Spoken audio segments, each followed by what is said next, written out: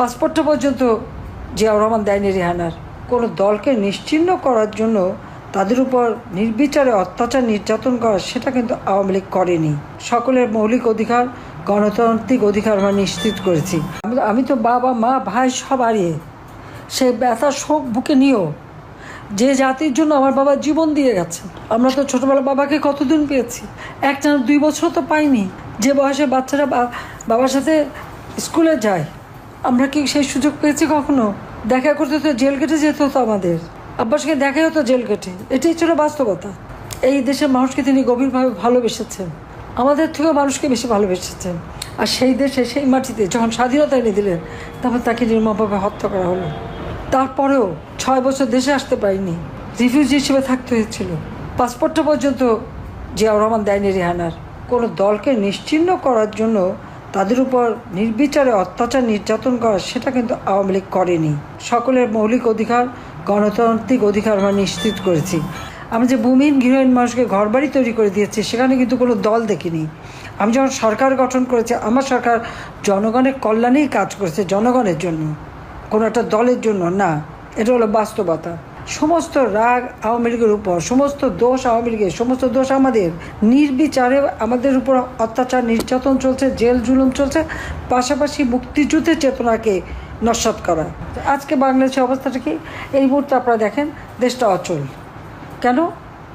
সরকারি কর্মচারীদের যে দুরবস্থা, তাদের চাকরি খাবার জন্য এক অধ্যাদেশ জারি, তার উপর অর্থনৈতিক অবস্থা কী অবস্থা। আজকে আমাদের ব্যবসায়ীরা নিজেরাই বলছেন যে 2 মাসের মধ্যে 50% শিল্প বন্ধ হয়ে যাবে।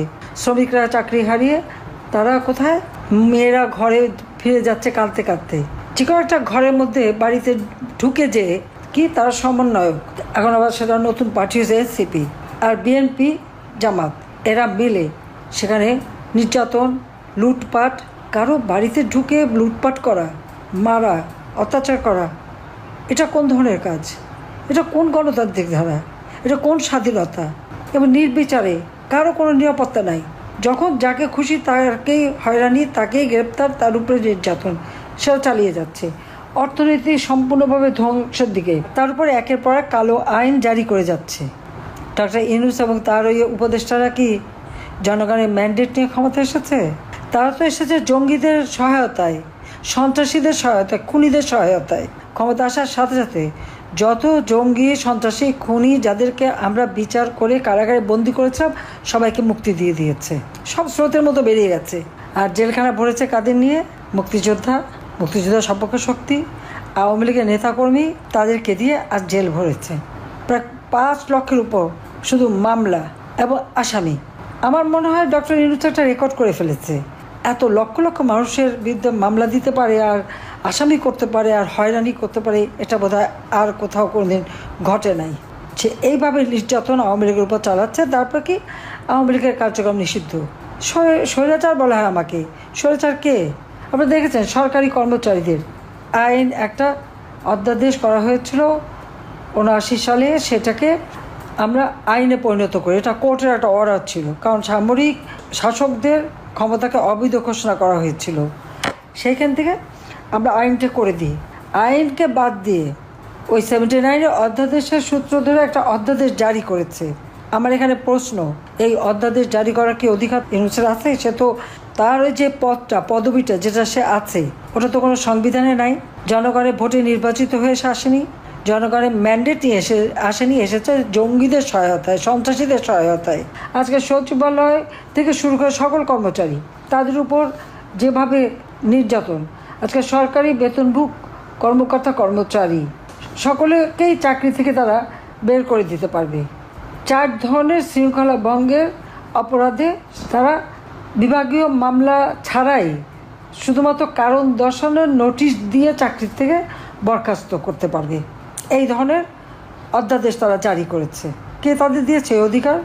এটা তো সম্পূর্ণভাবে সংবিধানের সঙ্গে অসামঞ্জস্যপূর্ণ, সম্পূর্ণ অসামঞ্জস্যপূর্ণ। কারণ 2018 সালে সরকারি কর্মচারীদের আইন করা হয়, অথচ সেই আগের যে অধ্যাদেশটা সেটা কিন্তু রহিত করা হয়েছিল। আবার সেটাকে পুনরায় রহিত করা, আবার এই অধ্যাদেশ দেওয়া, তাদেরকে কে এটা জারি করতে বলেছে? সরকারি অধ্যাদেশ জারি করা কোনো অধিকার তো এর নাই, সংবিধান সেই অধিকার দেয়নি। আর যে আইন সংসদে পাশ হয়েছে সেটা কার্যকর হবে বা সংশোধন হবে সংসদেই, অথচ সংসদ কোথায়? একের পর এক আপনারা দেখেন কিভাবে সরকারি কর্মকর্তা কর্মচারী থেকে শুরু করে এখানে আমাদের সামরিক বাহিনী, সশস্ত্র বাহিনী, পুলিশ বাহিনী বলেন, প্রত্যেকের উপর যে জুলুমটা হচ্ছে। এখন এই নতুন আইনে এদেরকে সম্পূর্ণভাবে চাকরি থেকে বরখাস্ত করতে পারবে শুধু কারণ দর্শাও নোটিশ দিয়ে। সরকারি আইনে তো এটা বলা নাই, তো এই অধ্যাদেশ সে দেবে কীভাবে? একটা দেশকে কিভাবে ধ্বংস করা যায়, এটাই হচ্ছে ইউনূসের উদ্দেশ্য। যে দেশটা মাত্র 8 মাস আগে সারা বিশ্বের কাছে উন্নয়নের বিস্ময় ছিল, আজকে সেই দেশটাকে ধ্বংসের কিনারে নিয়ে গেছে। বলেছিল যে আওয়ামী লীগের আমলে, শেখ হাসিনার আমলে সব জিনিসের দাম বেড়ে গেছে, ইউনূসটাকে খুব সস্তায় খাওয়াবে। কোন জিনিসটা সস্তায় খাওয়াচ্ছে? 81 সালে আসার পর থেকে দেশের মানুষের জন্য কাজ করেছি এবং যখনই ক্ষমতা এসেছি দেশের উন্নতি করেছি, মুক্তিযুদ্ধের চেতনা বাংলাদেশকে গড়ে তুলেছি, আর্থসামাজিক উন্নতি করেছি, সারা বিশ্বে বাংলাদেশের সম্মান। আজকে এই একটা ক্ষমতালোভী ইউনূসের কারণে সমস্ত বাংলাদেশের ভাবমূর্তি নষ্ট হয়ে গেছে। আর এখন এমন কোনো শ্রেণী পেশার মানুষ নেই যাদের উপর জুলুম অত্যাচার না হচ্ছে, এমন কোনো শ্রেণী পেশা নেই। চরমভাবে আজকে দেশটাকে ধ্বংসের দিকে নিয়ে যাচ্ছে। কেন? যুদ্ধ অপরাধীদের বিচার করেছিলাম, সেটা আমার অপরাধ? আমার বাবা মা ভাইদের যারা হত্যা করেছে সেই খুনিদের বিচার করেছি, 15 আগস্টের খুনিদের, সেটাই কি আমার অপরাধ? এই যুদ্ধ অপরাধীরা কী করেছে জানেন না? পাকিস্তানি হানাদার বাহিনী গ্রামের পর গ্রাম জ্বালিয়ে পুড়ে ছাড়খাড় করেছে। তাদের দোষর ছিল আলবদর রাজাকার আল শামস বাহিনী। মেয়েদেরকে ধরে যখন ক্যাম্পে নিয়ে যায়, এই রোকেয়া হলে যেভাবে রেপ করেছে এবং নির্যাতন করেছে 25শে মার্চ রাত্রে। যারা সেই ইতিহাস জানেন না, আমি মনে করি এখন ইউটিউবে অনেক সময় অনেক ইতিহাস পাওয়া যায়, একটু দেখবেন পড়ে। তরুণ সমাজকে আমি বলবো তাদের এই ইতিহাস জানা উচিত।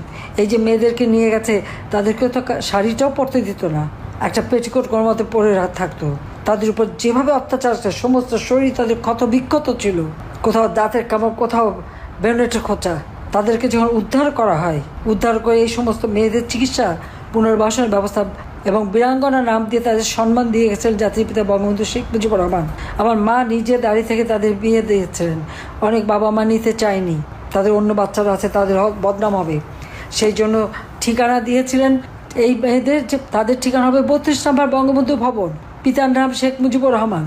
আর সেই 32 নম্বর যে বাড়ি থেকে জাতির পিতা স্বাধীনতা ঘোষণা দিয়েছেন, যে বাড়িতে জাতির পিতা বঙ্গবন্ধু শেখ মুজিবকে নির্মমভাবে হত্যা করা হয়েছে, সবার পরিবারের সকল সদস্য সহ যে পরিবার ছিল এই নির্যাতিত মেয়েদের ঠিকানা, সেই বাড়িটাও জ্বালিয়ে দিয়েছে, বুলডোজার দিয়ে ভেঙেছে, হাতুড়ি দিয়ে যারা ভেঙেছে আর দাঁত বের করে হেসেছে, তাদের লজ্জা হয় না? মুক্তিযুদ্ধের সমস্ত স্মৃতিগুলি একে একে ধ্বংস করে দেওয়া হচ্ছে, মুক্তিযুদ্ধের সমস্ত ইতিহাস মুছে ফেলা হচ্ছে।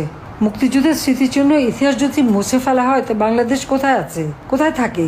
বাংলাদেশ নামটাও তো বঙ্গবন্ধু শেখ মুজিবের দেওয়া। যাক, আমি আর সময় নিতে চাই না।